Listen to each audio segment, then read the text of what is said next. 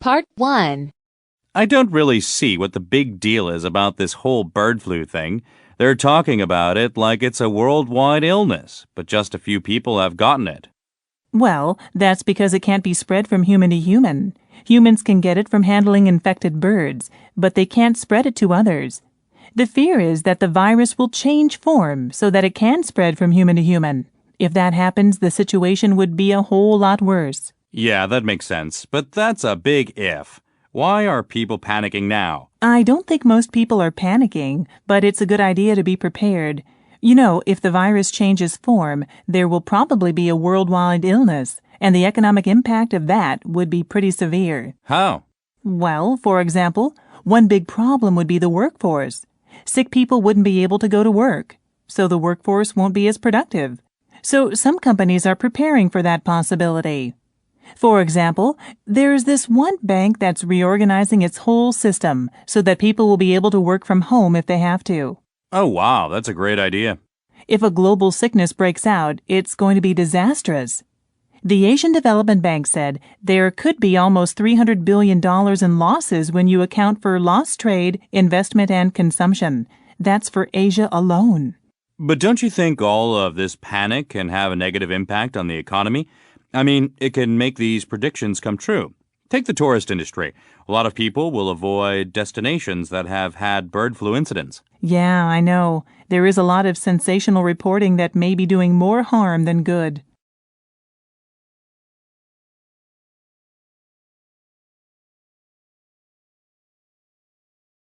Part 2. Listen to part of a lecture in an art class. Fresco is one of the oldest forms of painting. In painting a fresco, wet plaster is used as the base, and the artist mixes pigment with water to paint directly onto this wet surface.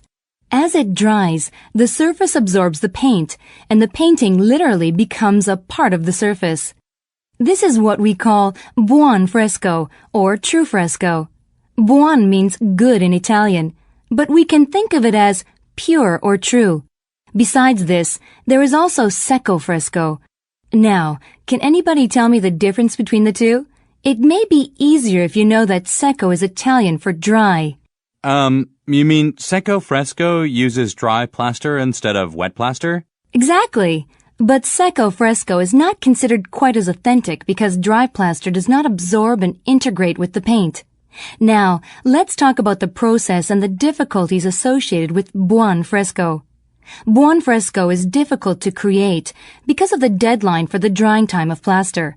An artist needs to meticulously prepare what he or she wishes to accomplish before the plaster dries, dividing the piece into sections that can be expediently completed. A second, somewhat more challenging feature is the fact that mistakes are very difficult to cover up. Normally, a painter can disguise mistakes by simply painting over them, but this is not the case with buon fresco, where the pigment is absorbed. Once dried, no more buon fresco can be painted without removing the dried plaster from the wall.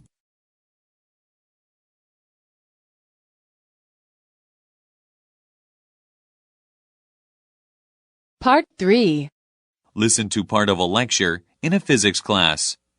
We've all slipped on ice at some point. So, what makes ice slippery? Is it because of pressure? I heard that when we step on ice, our weight presses down so much that the ice melts a little bit. That's a common explanation, but it's incorrect. Pressure really has little effect on how slippery ice is. Got any other ideas? What about friction? That's another common explanation. Some textbooks still even explain ice that way, but they shouldn't. Most of the time, friction doesn't create enough heat to actually melt the ice. The two ideas you just described are old theories about ice. What I'm about to explain is actually a pretty new idea. Let me start by reminding you that ice is a solid that's made out of molecules of water. When ice forms, these molecules of water join together in large sheets. There are lots of layers piled up on top of one another. Recently, some researchers theorized that the surface layer of ice is different from the layers of ice below. To test their theory, they bounced tiny particles off of the surface of ice and looked at the patterns they made. They discovered that there was an invisible top layer of ice. It was invisible because the molecules of water were moving very fast. They realized that because of the way the molecules move around, the top layer of ice acts just like a liquid. The researchers believe that that's why it's possible to ski and skate. Understand what I mean? Let me explain a little bit more. I told you that ice is made of layers of sheets of water molecules. Well, the molecules that are joined together in a sheet stick to each other better than they stick to the molecules in the layers above or below their sheet. So actually, this allows a sheet to slide around between the sheets above and below it. And that's why we can skate. Because when our skate pushes sideways on a layer of ice, the sheets slide around, and we glide. Well, imagine a conveyor belt. You know how the belt moves across the rollers?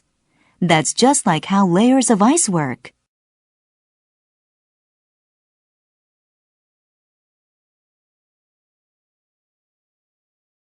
Part 4. Did you catch that documentary on TV last night? You mean the one about how mummies were made in ancient Egypt? Yeah. I sure did. Wasn't that incredible? Which part did you like the best? Well, it was kind of gross, but I thought it was really interesting how they removed the internal organs. You mean how they removed the liver, lungs, intestines, stomach, heart, and brain, right? Actually, they left the heart because it was special. They didn't realize the significance of the brain, so they pushed an instrument up the nose and pulled out the brain. The other organs, though, they carefully put in special jars because they thought the people would need them in the afterlife. Yeah, that was cool. I thought it was very efficient to wash the body with palm wine. I'm sure the ancient Egyptians didn't know about germs, but using wine killed a lot of bacteria. Exactly. They didn't know what we know today, but they did know how to dry the body out with a salt-like substance. I also was amazed how they wrapped the body with linen so that the wrappings wouldn't slip. And how they inserted magical charms between the layers of wrappings to protect the body. Wow, those Egyptians really knew what to do without the benefits of modern science. Whether they were ordinary people buried in simple tombs or pharaohs in pyramids, so many of the bodies are still in good condition today. I guess we can still learn a lot from ancient cultures.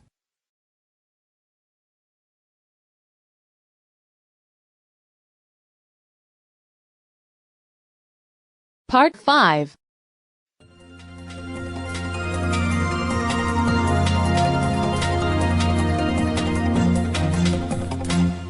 On our business segment, we're going to tell you about one company that is becoming an industry leader through encouraging its staff and customers to have fun.